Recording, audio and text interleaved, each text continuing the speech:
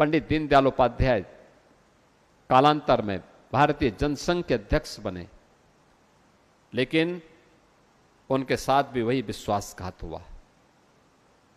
उस समय उनकी भी मृत्यु। एक लगातार कार्य करते हुए देश के अंदर राजनीतिक स्थिरता विकास के लिए उतनी ही महत्वपूर्ण है। पंडित दीनदयाल उपाध्याय जी इस बात को जानते थे और पहली बार 1967 में एक गैर कांग्रेसी सरकार के गठन का भी श्रेय पंडित दीनदयाल उपाध्याय जी को जाता है। भारतीय जनसंघ अटल बिहारी वाजपेयी जी और आडवाणी जी के युग में जब प्रवेश करती है,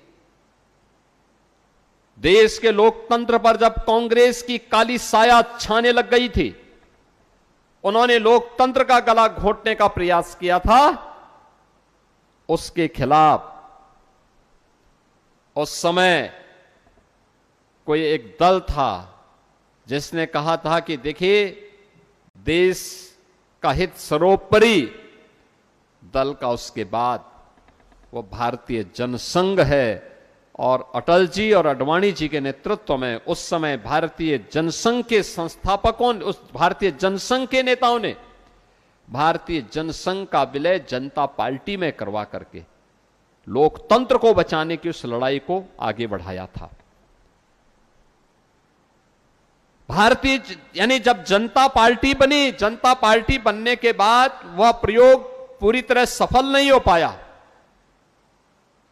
अनेक कारण थे। तब 6 अप्रैल 1980 को भारतीय जनता पार्टी का गठन सदैव अटल बिहारी वाजपेयी जी के नेतृत्व में होता है।